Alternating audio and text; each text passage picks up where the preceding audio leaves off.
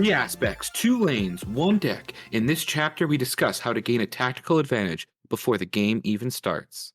Welcome to the Star Wars Unlimited podcast, where we discuss how to outmaneuver your opponents. I'm Faith, and I'm joined with Jrod, Cqrbon, and his Dudeness. This week, we will break down deck construction, the necessary components, and the way to best plan your path to victory.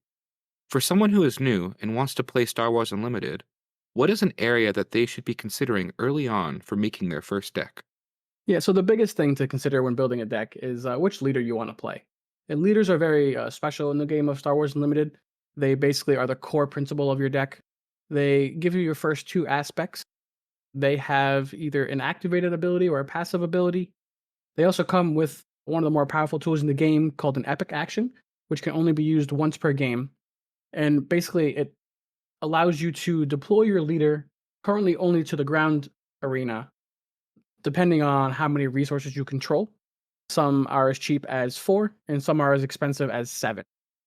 And when they flip, they also have abilities to become units, and they have health and damage, and they also have typically some abilities when they're flipped as well. They also come into play ready. It sounds like leaders are important in both deck construction and also while actually playing the game. In your experience playing the game, what have you found has helped you maximize the effect of your leader? I think knowing when to use your leader, when to deploy your leader, especially just the ordering of that is really important. And sequencing, like as in the order that you're playing your cards, the order that you're activating your abilities is really important. And with leaders, it's especially important because it can be the difference between them surviving an attack or getting blown out of the water by a removal or an attack from the opponent's side. Very interesting thing with the leaders is that you can use their ability if they have an action ability, for example, and exhaust them and then still deploy them that same turn. So something you'll see frequently with leaders like Sabine Wren is the players will use her ability to ping both the bases for free to kind of basically stall or pass an action before deploying Sabine, so she's safer from potential removal or trades from the opponent's stuff, because the opponent's forced to take an action then after you use that ability. Yes, and it's great with Sabine specifically. You keep delaying the other actions, and if they hold up resources to try to take out your leader when you deploy it, well, you can just keep on doing everything you want to do before you deploy. And even if they still hold up resources or even an attack and they pass, you can just claim. You can just claim, like, I've done everything on my turn I want to do. And I can just go first the next round, attack my unit some more, do it all over again. So, Yeah, because in this game, if you pass and your opponent claims, the turn ends and you're going to go to that next turn. So leader actions are a powerful tool to some of them, like Sabine. Iden is another example of one that kind of give you like a quote unquote free pass to help prevent you getting in these awkward scenarios. And it kind of can force your opponent to either pass or claim. And if they claim, you're open to do, whatever you want with the rest of your turn, deploy your leader safely, make positive trades, etc.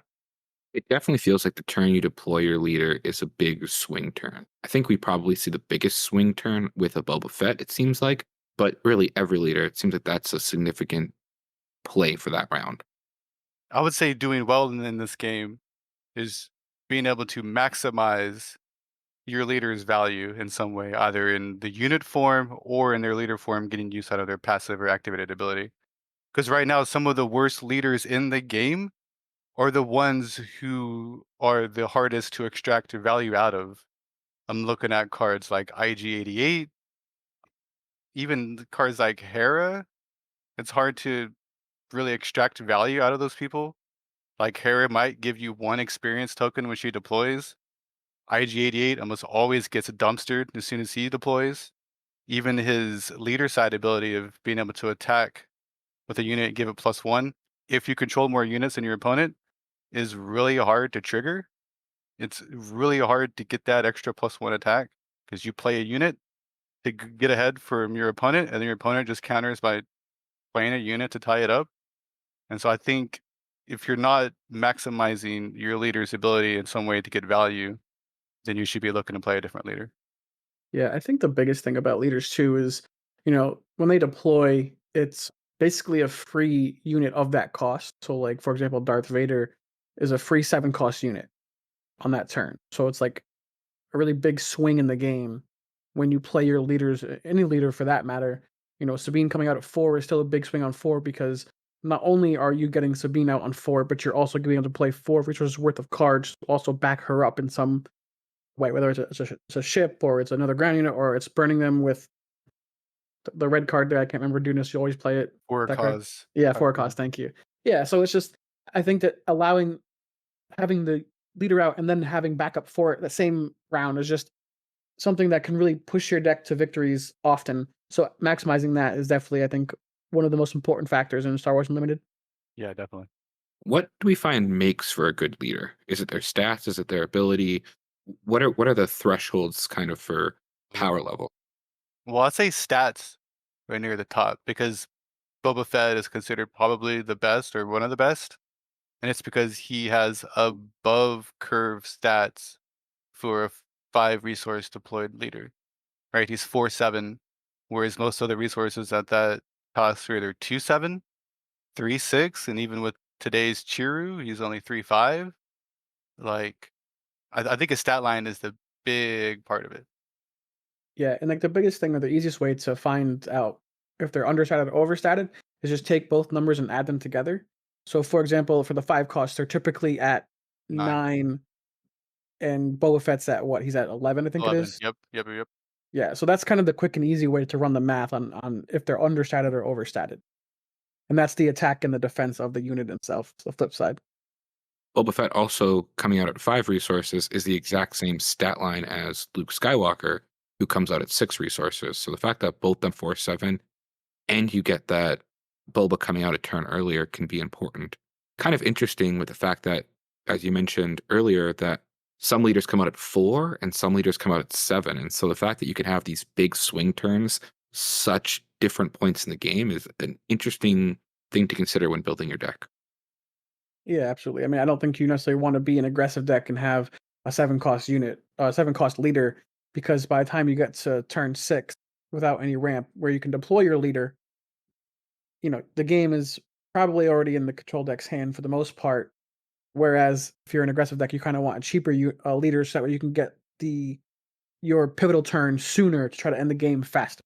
What they have talked about when you're looking at the leader, the undeployed side is more of a deck building and it's a passive ability, where that leader is an active side. And when he's in the field, when you've deployed him, so they have two different kind of ways of looking at a leader and evaluating a leader.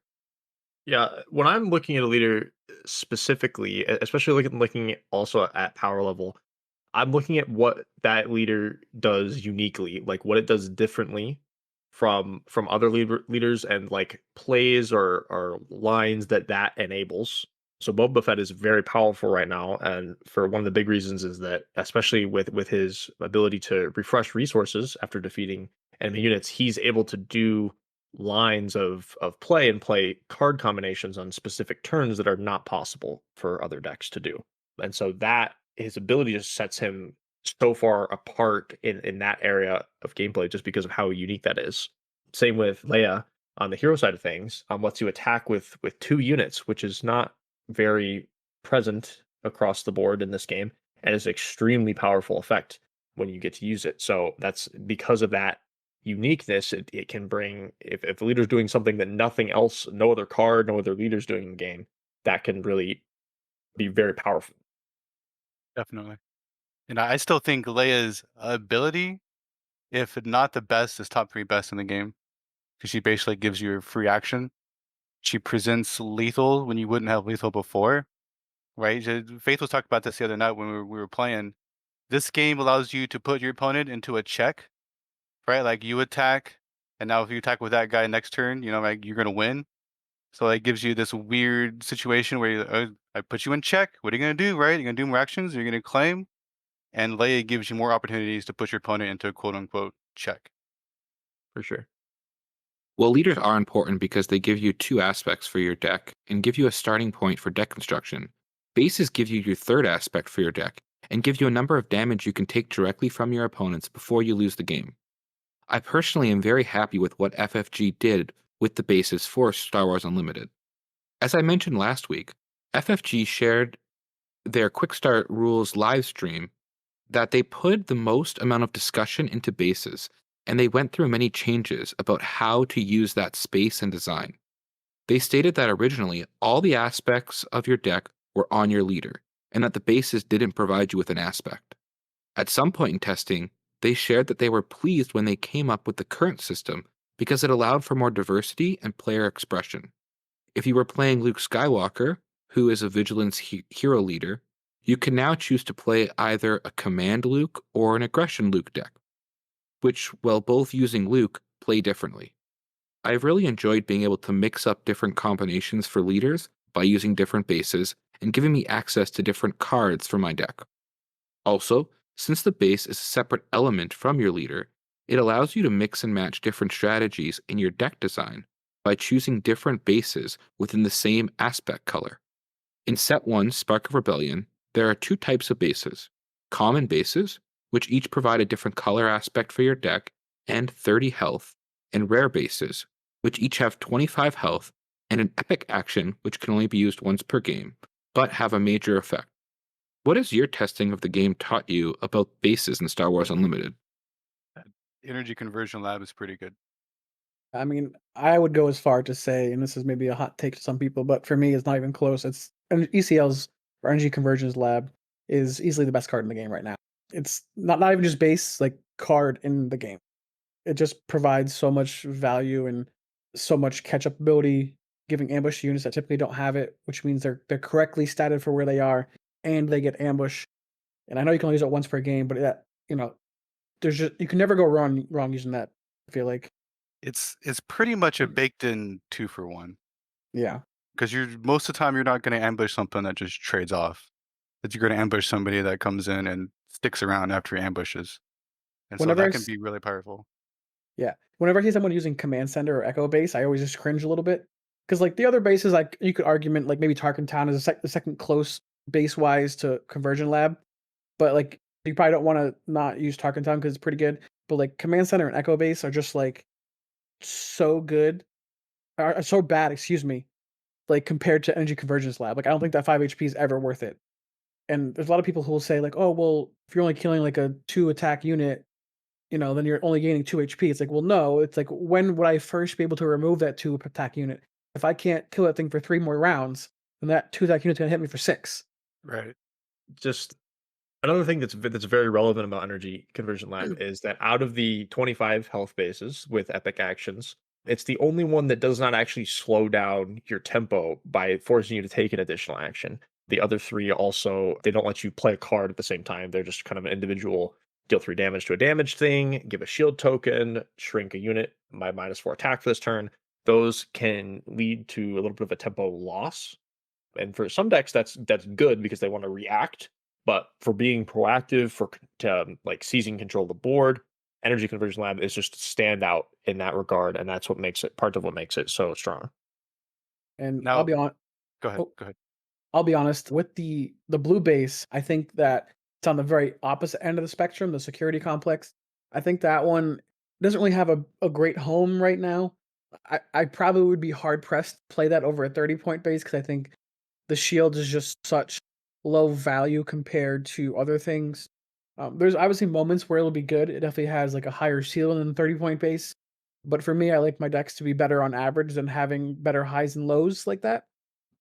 So I would definitely probably stray towards the blue base, the blue 30-point bases, which is the capital city and Dagobah Swamp, rather than the security complex, as well as Jeddah City too. It's kind of in the same boat. I know like Sabine runs the Jeddah City, but that's because she doesn't really care about her HP. Like her goal is to reduce you to 0 as fast as possible. So like her HP doesn't matter. So in that instance, I could see, trying to give a Sentinel -4, -0, like the green guy there, the 4/3 Sentinel guy for 3. Echo Base Defender. Yeah, thank you. Like giving him -4 is like a pretty big deal in that deck, so you can kind of kill him and not lose a unit, which is a big, massive play. So I Yeah. think for that type of deck, I think that's great. But if you're playing a more mid-range yellow deck, I would definitely consider the Administrator's Tower or Chopper Base. And Chopper Base is the coolest looking one, so probably that one. Now, Yeah. I do just want to note that I've seen our boy Woo from Late Night Gaming. Shout out to those guys. He's running a blue Grand Inquisitor deck that uses the security complex. And there are turns, even turn 1, playing Scout Bike Pursuer, activating Grand Inquisitor's ability and then slapping a shield on that guy all on the same turn is pretty gross. And I've seen him make some pretty nice like swing plays using that with that Grand Inquisitor ability with the shield to kind of really control the board. So it's definitely a higher skill card though. Like it's not good all the time like something like like Energy Conversion Lab is. One of the reasons to play Echo Base and the other green one is they both have probably the two best arts in my opinion, and I think they look really good. And when I really like to see those arts though, I find in limited, the using bases is a little bit different than in constructed, where I tend to prefer myself using rare bases in constructed. I know not everyone feels that way. There's been some people who've been using common bases. I find in limited, I often won't take the rare bases, and I find the common bases what I kind of want it to do more often in limited. What are your guys' thoughts on that? Yeah, like the bases are a little bit more build around. I agree. Like even though Energy Conversion Lab is the best base in the game, pretty much, it's not like you have to have a reason to be playing it, right? You gotta have at least a unit or two in mind that's like, okay, I'm putting this in my deck. I wanna play this with ambush. I know it's gonna have a good impact. Maybe it's got an on attack ability that I can activate. Maybe it's like early on people were playing ATST, which is just a 6 cost 6/7 with overwhelm, just to smack card, get off the board, and deal some overwhelm damage to the base, that sort of thing. You gotta have more purpose if you're gonna be running those lower health bases, and in limited, it's a little bit harder to build around them. I agree. I just wanted to chime in and piggyback off the Energy Conversion Lab earlier we're talking about a little bit, that Tarkin Town is the perfect answer to Energy Conversion Lab. Because they ambush a boy in, they kill off one of your dudes, it sticks around with usually 3 or less HP, and then you just take an epic action, use your Tarkin Town, and clear it out. And it's just a 1-for-1 trade. You have to use an extra action, but they don't really get any value out of it. And for that reason, I think Tarkin Town is probably the number 2 base because it counters Energy Conversion Lab so perfectly.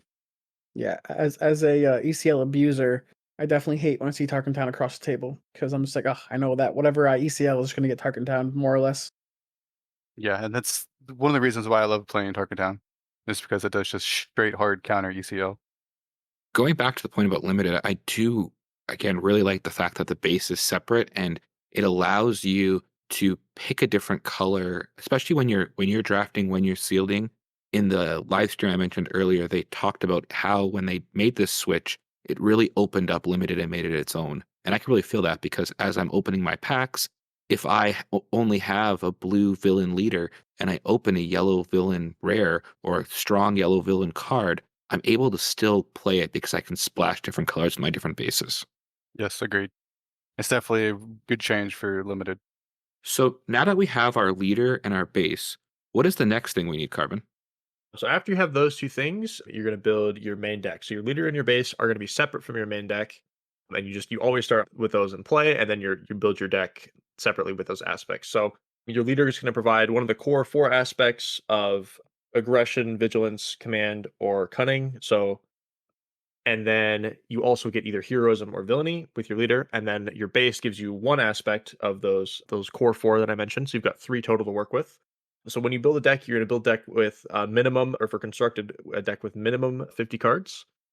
Cards can be added to your deck regardless of what aspect they are, but for each aspect you don't have out of those 3 on your leader and base, you have to pay 2 additional resources for that card.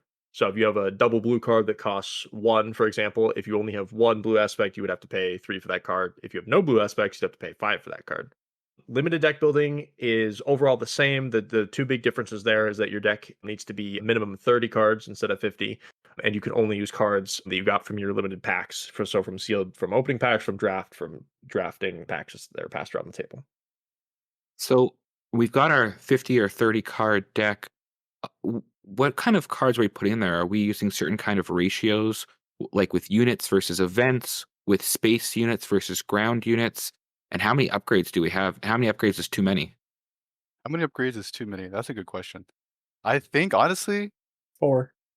you think 4 is too many? I was gonna say 6. I think you could get away with like 2 3 ofs of 2 different upgrade. Well, But I don't think I I'd use any more than that. I think upgrades. I think it really depends on the context and what specific upgrades you're talking about. Especially now that we have things like Traitorous, which is like Right. a more of a removal. It takes control, lets you take control of one of your opponent's cards that costs 3 or less, and so that's more of a like even though it is technically an upgrade, it feels more like an event. It plays more like an event. So the It's definitely a context control advantage. is definitely important. I do think that overcommitting to upgrades is a mistake, but there are some very strong and powerful ones, and in the right scenario, they can be good. So it's worth to consider putting some in your deck, depending on what kind of deck you're playing.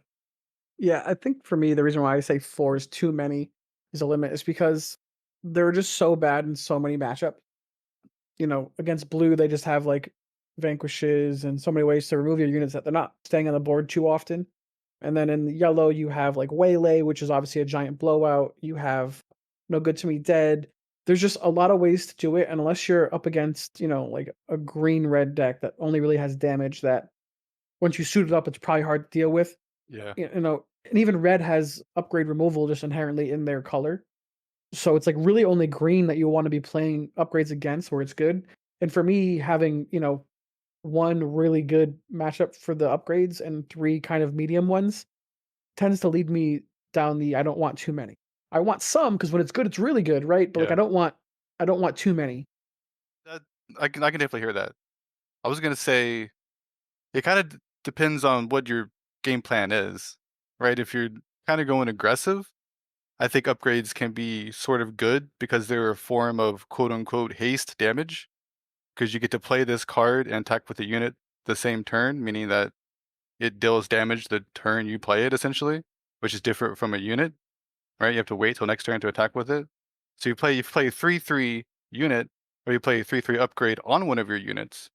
That's 3 extra damage this round immediately, assuming they don't take care of it.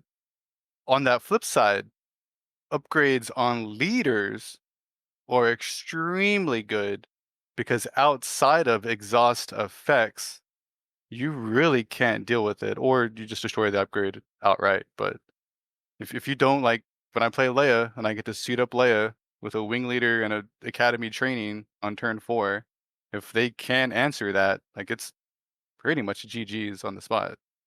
Think what helps that a lot is the fact that your leaders deploy readied, and so they come out, they're not on the board, and then they do come on the board, and then you can make them bigger, and they haven't really had time to interact because they're still attacking on that turn. That's a really good thing, I think, for putting upgrades on leaders. On the other side of upgrades, what's interesting is unlike in other games where upgrade removal might be a little bit more niche in its use, things like shields and experience counters count as upgrades. So Mhm. decks may run just generally some anti-upgrade tech because they are going to prevalent. Another point against security complex is your 25 that 5 health that you lost by playing security complex as opposed to Dagobah Swamp could be removed from a simple remove an upgrade card. That's true. Yeah, I mean, if Yeah, there's ever a good card that is just inherently reasonable stats and says defeat an upgrade, it's gonna go in most of the red decks, right? Like we have the Fang Fighter, I believe it is, that already has that, and there's already people that are playing some of it because of Traitorous and stuff like that, that are like main decking that card just because, well, I can hit an experience token or a shield sometimes, and I can kill Traitorous that I want to get rid of, so I'm gonna put this in my deck, right? So that's already kind of starting to happen. yeah, and I'll say specifically to the point of putting upgrades on leaders. Leaders enter ready, but they also just have a really big health pool oftentimes compared to a lot of these other units you're playing. So if you're playing an upgrade on a smaller unit that's likely to get removed, then you might get 2 for 1. You're going to lose like 2 cards versus one of your opponents potentially. Where because there's a lot of removals able to remove those smaller, weaker units, like for example, playing a wing leader on a 2/3 card early to make it a 4/5. Now compared to playing a wing leader on something like Leia or something like Luke, now you've got like 8 or 9 health is very difficult for a lot of decks to remove easily. And so that makes upgrades on leaders also very scary. Personally, I think the biggest thing about upgrades on leaders is the fact that the removal in this game tends to not be able to target leaders for Hmm. the most part. Like Waylay says on it specifically like non-leader, and there's plenty of like Vanquish as non-leader unit, right? So a lot of the more generalized removal does not allow you to hit leaders, which obviously makes them feel more impactful as they should be. But it just means that putting like sabers or upgrades on your leaders kind of what you want to be doing if you're going to be doing that. That's why I think like Luke likes upgrades, right? Because Luke Saber, that kind of stuff, because he's good with them. Obviously, so is Vader. But like units like Boba Fett don't really run too many upgrades, even though they potentially could. And he's overstated, but it's just like, you know, he's more aggressive when he comes out because he comes out so early usually. So I don't know. It's just there's some leaders that don't really want them. I could see like Sabine if there was some better aggression upgrades for Sabine, she probably would run a couple because it's a good way to kind of force through damage that's not reliant on your small units that can get removed easier. So now that we've gone through upgrades, what about units versus events? How many events are we looking to run versus how many units do we want to run? I think that depends. It depends a lot on that question in particular. Depends a lot on the style of deck you're playing. I I think a good ratio that I've seen a lot of is between events and upgrades is playing like 12 to 15, or what even like 9 or 10 to 15, is somewhere in that range is where most decks land. Aggressive decks I feel like want to have less events, that are their events mainly need to be focused on burn or keeping their stuff alive, versus control decks often will want more events because events are oftentimes removal tools, healing, that sort of thing. Yeah, I mean the decks that I'm playing mostly right now, I think one of the lower ones for events I have is like 9, which is like green Luke. And then the highest one I think is 15, which is Boba Fett green at the moment. So I think it just really varies on the decks themselves and the events and the aspects as well kind of matter, right? Because you're not going to play a bad event just to play an event, right? So you shouldn't be looking at, oh, I have to play X amount of events. It's like, Yeah. how many events are good that I want in my deck, and start there. That's how I would look at from a deck building perspective is how many good units are there, how many good space units, and how many good events do these color combos have, and then I'll cut down after I find all the good ones that I want if I'm over 50, right? Sure. That definitely makes sense to me. So what I'm hearing you guys say is between 9 and 15, though it is deck dependent, of course. You I mean, mentioned even go ahead, sorry. no go. I was gonna say even some decks like I'll run like 6 events because there's not really that Yeah. many choices, and like it's like what Jrod said, when we playing bad events, just be playing events, right? You mentioned earlier, Jrod, about space units. How do you guys sort out between putting space, like how many space units do you put in? Again, speaking generally. I would say for me personally, I'm a space boy. I'm an aggro boy, and going into space as an aggro boy is the best way to try to get damaged by your opponent. And so I'm gonna want to play in as many space units as I possibly can, because my opponent is less likely to be able to answer those units and able to just keep attacking freely, always and forever. So Yeah. it kind of depends on your game plan a little bit too, right? Yeah, I mean, and it's been clear there've been some decks that try to go all in on one lane, right? Or the decks that are all ground, they kind of ignore the space or have very little space. But just based on just the number of games we've played and the meta as we've kind of seen it developed as we get new cards, you cannot ignore the space arena, right? Yes. You have to bring something to be able to deal and combat people that are playing these space units, whether that's, I mean, now that can be space units of your own, that can be dedicated removal for those, but like you have to have a plan for dealing with the space. So it's often good. I like to try and aim for, like, minimum is probably 9 early space, like between the first like 5-ish turns, that can help deal and combat these, especially the aggressive space strategies in particular. I like what Tyler said in one of the recent live streams where he talked about eating your vegetables and putting space units in your deck, and that kind of just idea that it's, I think, easy to not put them in, easy to ignore it, but it is an important part of deck building and will really help you win games. Yeah, I think it's important to have some space units. You don't necessarily need a ton of them, but you want to make sure you have enough to where if your opponent is going heavy space, that you can at least somewhat contest them. Now, the devs did say that the ground is generally going to be more heavily statted compared to space units. So Space Marines will be a little bit weaker and won't be able to kill you as fast. So if you're just going pure race style, then the ground always wins there, or should always win. Obviously, there's other factors like events that can factor into the math as well. But I don't think you can ever have a deck that has no space or no ground. But I think that there's a good just balance. And I think once you start playing and seeing other people play and kind of, excuse me, the balance in that, it's I don't think you want to be below 9. 9 sounds like a good number. And me, like I said, me personally, as the space aggro boy, I love it when my opponent doesn't play any space units. I get to play A-Wings, Red 3s, Bright Hopes, uncontested. I love it. And if you build a deck with all space, the best thing about that is you can play Outmaneuver. Outmaneuver, he said the Heyo. thing. Ding-a-ling. The devs talked about how when they were designing the 2 spaces, they were talking about how they did some testing where it was equal of each, and they didn't like that testing as much, and so they decided to make the space and ground feel a little different. You can see it in the cost of the cards and how much damage they do, and they each kind of have their own unique things that they bring to them. Well, and I'll bring up briefly too that just in the set they've printed, I think the ratio is roughly 2 ground units for every space unit. So there's less space options in particular. So it's like good space cards are much better than good ground cards in my opinion, because you have more limited options to choose from. So we have things like Millennium Falcon, which is one of the strongest space and one of the strongest cards in the game, is able just to go toe to toe with like basically all the other early spaceships in the game. That's a good point. So I built my deck, and I like it versus most decks, but there's one deck style or leader that I keep losing to. His Dudeness. What can I use to help me beat my rival deck? Well, if you're playing best of 3, then you're going to be using something called a sideboard. And in this game, you're going to be bringing 10 cards with your sideboard. And in between games 1 and 2, games 2 and 3, you can switch out these cards from your sideboard to your main deck. Generally speaking, the card is in your sideboard, or what you just said, helping to shore up your matches against decks you either might be seeing in the meta or decks you might think you have a bad matchup against, right?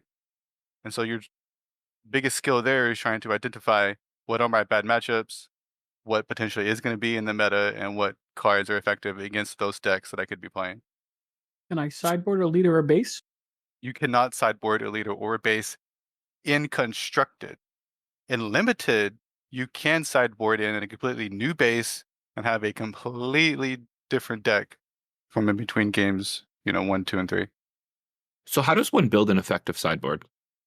I mean, I'm honestly still trying to figure that out. Because my Leia deck right now, its worst matchup is green Boba, and I have zero clue what I'm supposed to be sideboarding in against that deck to shore up that matchup. I have no earthly idea. But I don't know, honestly. That's going to be an evolving skill that I'm going to be working on during the games. For me personally, I've played pretty much exclusively digital games up to this point, and so I haven't had a ton of experience with sideboarding before. So it's definitely a new, very interesting aspect about Star Wars Unlimited that I'm getting into sideboarding for the first time. Something I'd like to talk about, kind of going back to the upgrade discussion a little bit. I think sideboarding in particular is where upgrades and upgrade removal comes into play a lot. Because, for example, if you are against a deck and you're not playing upgrades in your main deck, but you're playing them in the sideboard, and your opponent doesn't have a way to deal with upgrades, then maybe in the next game you put those upgrades into your deck, right? And vice versa with upgrade removal as well. Definitely. Like the Disabling Fang Fighter is a pretty popular sideboard card, right? Because if your opponent is playing upgrades, you're pretty okay to play with that card, most of the time. Take out a lightsaber, take out an enemy traitorous. That's kind of a blowout turn. They take your 3-cost boy, and then you just Disabling Fang Fighter to destroy their 5-cost card. And you get a 3/2 flyer that sticks around. That's pretty good.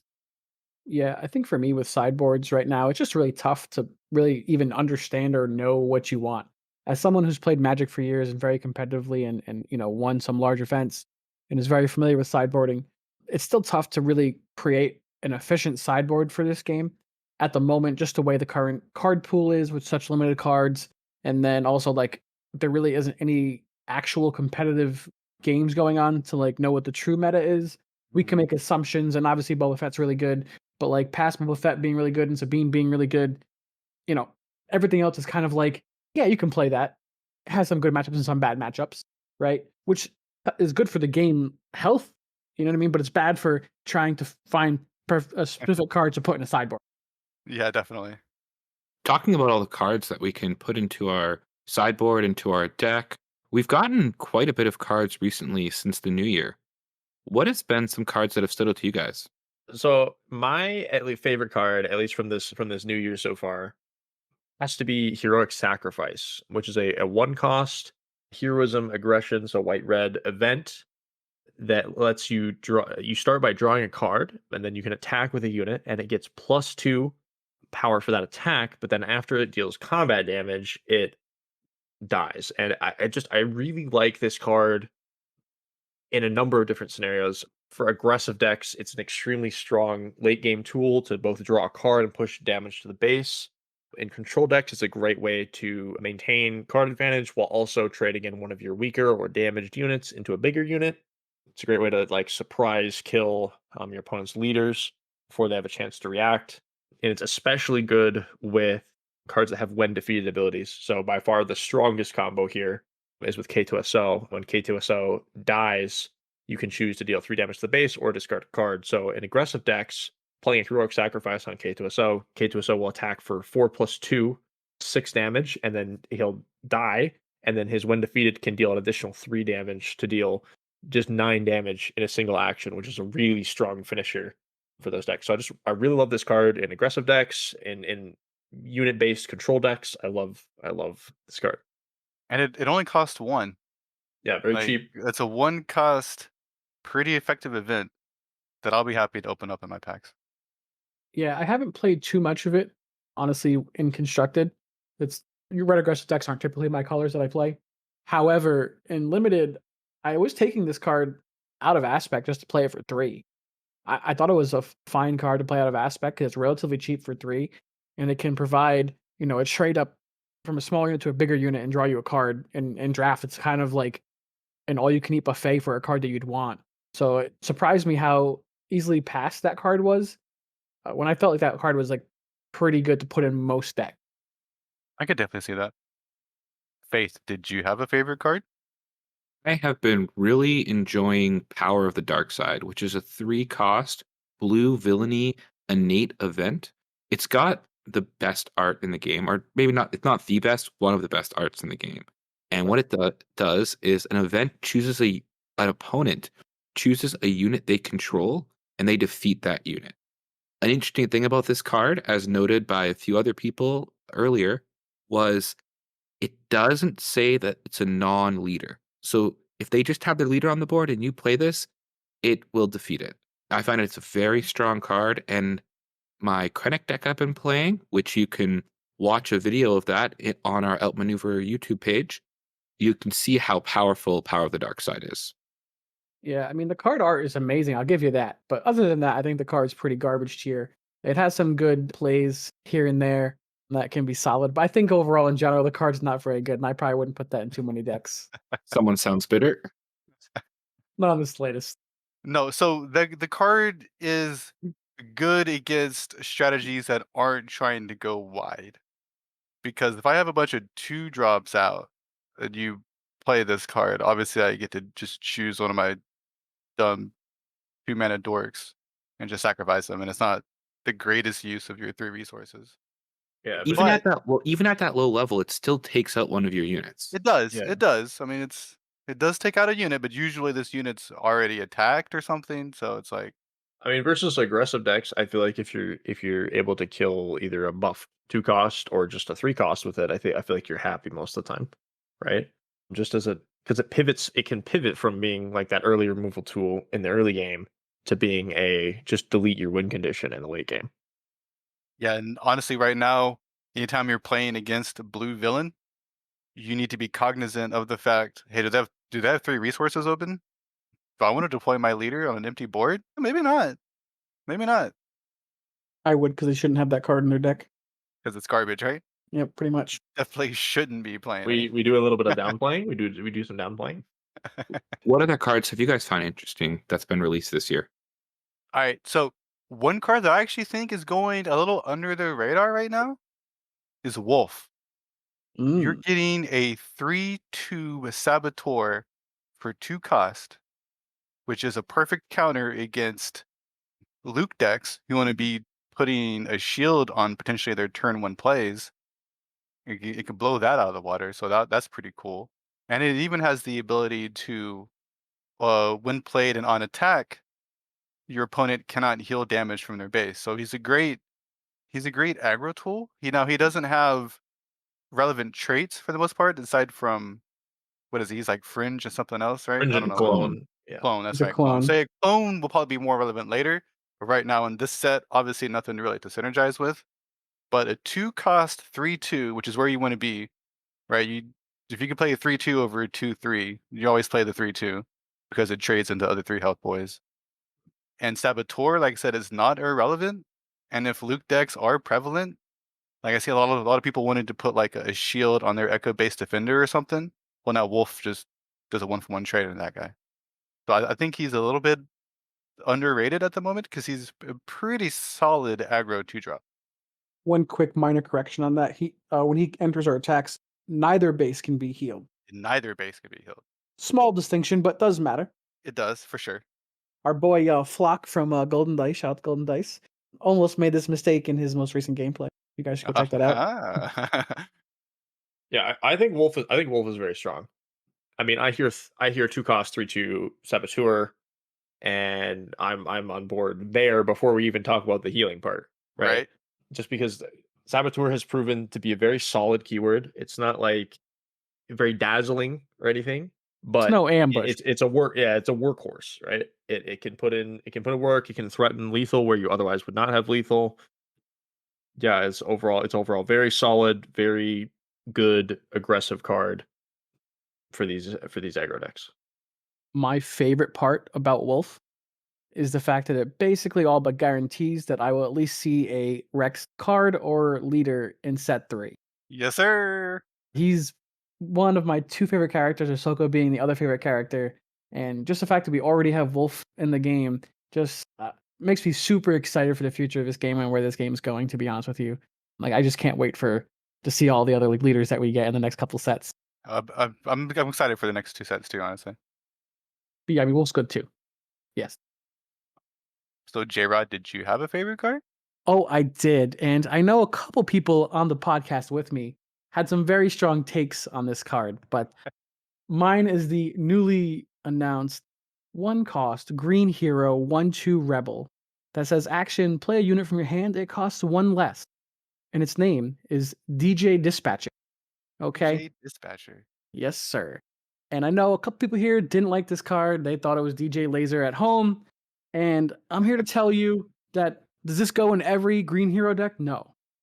But where this dark card does go in, I think makes that deck significantly more powerful. Let me set the scene for you here. Okay. You're playing Luke, and you want to play on curve. That's the best thing you can be doing. But you want to put a shield on your units too. Well, how can you do that? Well, let's call up DJ Dispatcher and see if he can help you out. Okay? Because turn 1, you play him, you shield the boy, and if they don't have a Saboteur unit to play on turn 1, or want to ECL your 1-drop, which if they want to do that, fine with me, then bang. You have unlimited drops to play with shields on with Luke. And I think that's a very powerful play line that will push Luke to be a very competitive deck moving forward. I agree with all of that. I think that card in Luke specifically is a little gross. I did play a couple games against it, and it seemed pretty good. A lot better than I thought at first. I think if I'm basing that opening, this is where I want to have Wolf right there, just so I can attack and get rid of it and still be alive with 1 health to get rid of that, because that just sounds absolutely terrifying. In particular, I like the line of playing that on turn 1 with the shield, using the ability, and then you get to play Echo Base Defender with that 4/3 Sentinel, but you still have 1 resource to give it a shield, and Sentinel units with shield are very annoying and very difficult to deal with, especially when they have 4 power. So they're basically killing whatever you run into them. Mm-hmm. So that can be very scary. And Luke in particular, I like that card a lot.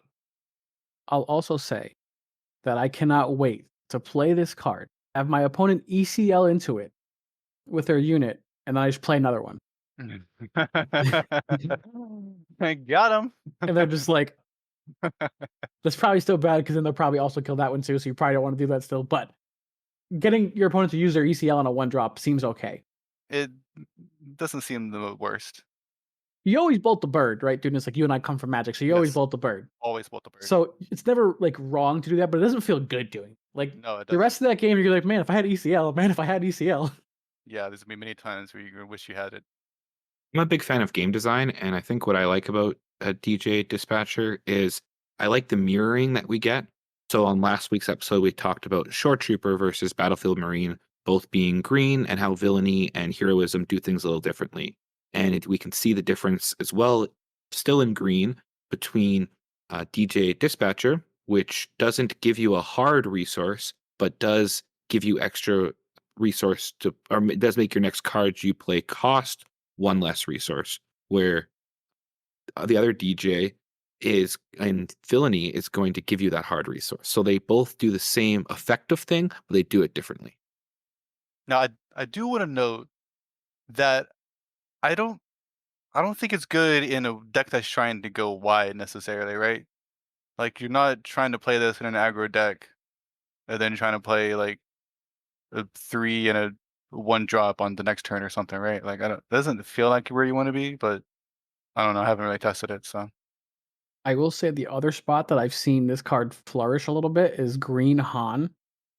Obviously, it's a little bit of magical Christmas land here, meaning that like everything has to go. Your opponent doesn't remove it, and you get to do the thing. And obviously, but like you can play, what is it, 3, 4, a 5-drop on turn 2 if everything goes right.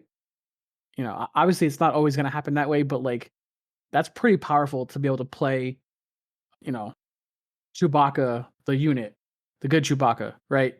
So I don't know, it just a lot of powerful things, or even playing like a wedge. Like wedge on turn 5 or turn 4, pretty medium. Wedge on turn 2, pretty good. Yeah, It should because be all your boys get ambushed. Like that actually sounds pretty spicy. It should be noted for those at home that the resource that Alliance Dispatcher provides you doesn't help you get your leader out quicker, which is one of the less beneficial things, as opposed to in Villain getting that resource, that hard resource, so that way you can get your leader out faster. And that, in particular, that combos really well with leaders that deploy at 5 resources. Things like Boba, right? Like they really benefit from getting that extra resource on turn 2 or 3, depending on if they ambush him in or just trade him next turn. So, and in fact, I would argue that's kind of the biggest strength of Super Laser Technician and its ramping, is being able to get your leader out faster. That's the main reason why you're doing it. Well, there's a reason that the 2 cards have similar stat lines, but this card Dispatcher costs 1, right? And Technician costs 3. Is because Technician definitely has some upside. Plus, you can spend that resource that you get on any card, versus Dispatcher is for playing units only. Units only, yep. With less than 35 cards left, we are very close to having all of the first set of Star Wars Unlimited, Spark of Rebellion revealed. We look forward to seeing what the rest of these cards are. Let us know in the comments below what your favorite card revealed has been, and which card you want to see in Star Wars Unlimited that we have not yet seen. If you have enjoyed this conversation and want to hear more, please press the subscribe button. Thank you for listening, and we will see you next time on Outmaneuver.